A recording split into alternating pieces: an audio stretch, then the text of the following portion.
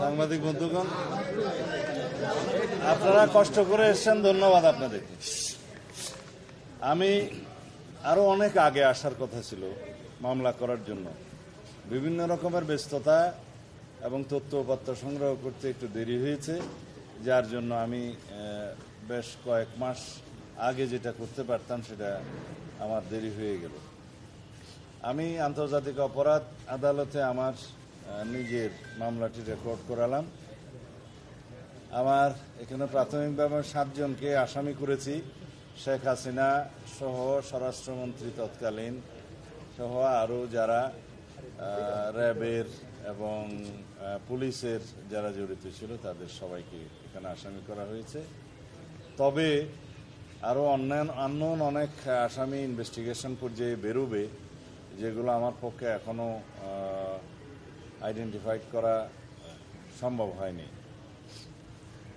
শুধু আমি আমার মামলার কথা বলবো না, বাংলাদেশে গত ফ্যাসিস্ট রেজিমে, শেখ হাসিনার অবৈধ ফ্যাসিস্ট রেজিমে যারা এনফোর্স ডিসঅ্যাপিয়ারেন্সের শিকার হয়েছেন আমার মতো, যারা জুডিশিয়াল কিলিংয়ের শিকার হয়েছেন, যারা পুলিশি নির্যাতনে মৃত্যুবরণ করেছে, যারা বিভিন্নভাবে আওয়ামী দলীয় সন্ত্রাসীদের দ্বারা নির্যাতিত হয়ে মৃত্যুবরণ করেছে অথবা পঙ্গুত্ব বরণ করেছে, বিভিন্নভাবে মানবতা বিরোধী অপরাধ সংঘটিত হয়েছে, এই সমস্ত কিছুই আন্তর্জাতিক অপরাধ ট্রাইব্যুনালে যাতে মামলা হয়, যারা ভুক্তভোগী তারা যাতে মামলা করেন সেজন্য আহ্বান জানাচ্ছি।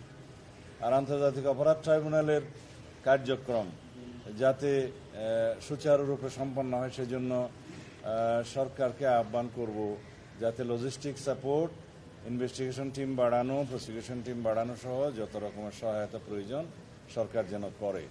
আমাদের পক্ষ থেকে আমরা যতটুকু সহায়তা আমাদের জন্য আমাদের ক্ষেত্রে প্রযোজ্য তা আমরা সহায়তা করব। তবে বিচার বিভাগ স্বাধীন এবং স্বাধীন বিচার বিভাগের মধ্য দিয়ে আমরা আশা করি এই বিচারিক প্রক্রিয়া চালু থাকবে এবং আন্তর্জাতিক মহল আর দেশের অভ্যন্তরে সবাই যেন এটা দেখতে পায় যে একটা সুবিচার নিশ্চিত হচ্ছে, এখানে কোনো পক্ষপাত করা হচ্ছে না। এটা আমাদের খেয়াল রাখতে হবে। যেভাবে ওপেন কোর্ট ট্রায়ালটা মানুষ সরাসরি দেখতে পাচ্ছে, এটা আমাদের দেশের জন্য একটা নজির স্থাপন করেছে। আশা করি এখন উন্মুক্ত আদালতের বিচার কার্যক্রম যদি সর্বসাধারণ দেখতে পারে তাহলে সেখানে সুবিচার নিশ্চিত হবে ইনশাআল্লাহ। এই কার্যক্রম যেন আমরা সর্বক্ষেত্রে প্রচলন করতে পারি সেটার জন্য প্রচেষ্টা নেওয়া হবে। ধন্যবাদ আপনাকে। ভাই, আপনি নিজেই স্বীকার করেছেন যে অভিযোগটা দায়ের করতে কিছুটা দেরি হয়েছে, কিন্তু একই সাথে যদি আপনি অভিযোগটা আগে দিতেন তাহলে কিন্তু আপনার বিচারটা, আপনার যে গুমের অভিযোগের বিচারটা আরও আগে শুরু হতো, সেক্ষেত্রে আপনার কিছুটা অনুশোচনা হয় কিনা প্রশ্ন, এটা 1 নম্বর। 2 নম্বর প্রশ্ন হলো যে বিএনপি এই যে অভ্যুত্থান পরবর্তী এখন পর্যন্ত শহীদ এবং আহতদের সাথে কারোর সাথে সেভাবে বসেনি, ওভারঅল যদি বসার কথা বলি, এটা কি বিএনপির রাজনৈতিক কোনো ব্যর্থতা কিনা? আপনার শেষের দিকের তথ্যটা আগে বলে এটা সঠিক নয়। আমাদের আলাদা আলাদা সেল আছে, শহীদ পরিবারদের সাথে সাক্ষাৎ করা, তাদেরকে সহযোগিতা করা, তাদের পরিবারকে সহযোগিতা করা, সে সন্তানদের জন্য আমরা ভবিষ্যতে তাদের শিক্ষা ব্যবস্থা, শিক্ষা সহ সমস্ত চিকিৎসা সবকিছুর আমরা নিয়েছি দায়িত্ব। এরকম অনেকগুলো আপনারা দেখবেন কার্যক্রম, বিশেষ করে মাননীয় আমাদের ভারপ্রাপ্ত চেয়ারম্যান জনাব তারেক রহমানের নেতৃত্বে তিনি সরাসরিও ভিকটিম পরিবারের সাথে কথা বলেন, ভিডিওতে আপনারা দেখবেন। সুতরাং আপনার শেষের তথ্যটা আমি একটু ভিন্নমত পোষণ করি। আর আমার কেন মামলা করতে দেরি হলো, আপনারা যদি প্রত্যেকদিন আমার কার্যক্রমগুলো দেখেন, রাজনৈতিক বিভিন্ন কার্যক্রম, সংস্কার কার্যক্রম, এগুলো নিয়ে এত ব্যস্ত সময় আমার কাটাতে হয়েছে যে আমি আসলে নিজের জন্য আলাদাভাবে কোনো সময় বের করতে পারিনি এতদিন। আর তথ্য উপাত্ত সংগ্রহ করা এবং আইনজীবীদের সাথে আলাপ করে একটা খুব ভালো মতো ড্রাফট রেডি করে জমা দেয়া, যাতে করে এই মামলাটা আমরা প্রমাণ করতে পারি, সেটার জন্য একটু সময় লাগে। তারপরেও আমি কিছুদিন বিলম্ব হয়েছে, সেজন্য এটার জন্য দুঃখ প্রকাশ করছি। আমি জানি যে এই বিলম্বের জন্য আমাকে জিজ্ঞেস করা হবে।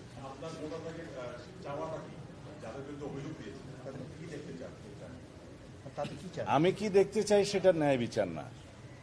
আইন যেভাবে মনে করবে, বিচারে যেভাবে সাব্যস্ত হবে সেটাই আমরা মেনে নেব। আমি তো চাইব সর্বোচ্চ সাজা হোক, কিন্তু আইন আদালত সেটা সিদ্ধান্ত নেবে যে কোন সাজা তাদেরকে প্রমাণ করা হবে, দেয়া হবে এবং কিভাবে আমরা প্রমাণ করতে পারলাম সেটার উপর নির্ভর করবে। সুতরাং বিচারের বিষয়ে কিন্তু স্পেসিফিক এভাবে বলা যায় না যে আমি অমুকের ফাঁসি চাই, অমুকের এই চাই। আমাকে প্রমাণ করার দায়িত্ব আমার, এবং কোর্ট বুঝবে, আদালত সিদ্ধান্ত নেবে কোন সাজা দিবে। আমার প্ল্যান্টের মধ্যে যতটুকু আছে যে শেখ হাসিনা এবং তৎকালীন স্বরাষ্ট্রমন্ত্রী আসাদুজ্জামান কামাল, বেনজির আহমেদ, এ কে এম শহীদুল হক, মেজর জেনারেল জিয়াউল হাসান, আসাদুজ্জামান মিয়া, মনিরুল ইসলাম, এই পর্যন্ত আমরা নাম মেনশন করেছি এবং আননোন অনেক কথা আমরা বলেছি।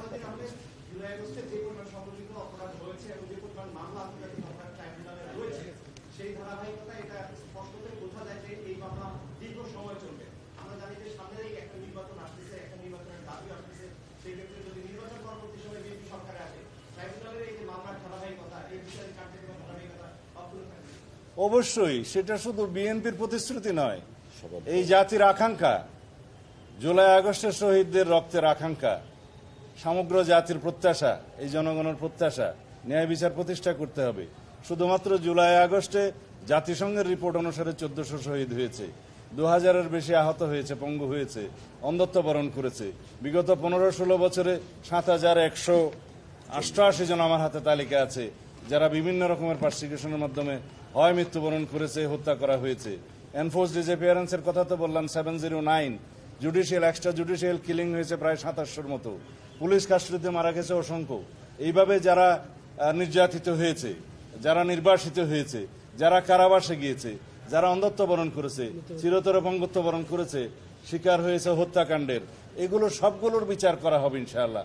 তবে এতগুলো বিচার করার জন্য আমাদের হয়তো ভবিষ্যতে আরও ট্রাইব্যুনাল বাড়াতে হবে, প্রসিকিউশন টিম বাড়াতে হবে, ইনভেস্টিগেশন টিম বাড়াতে হবে।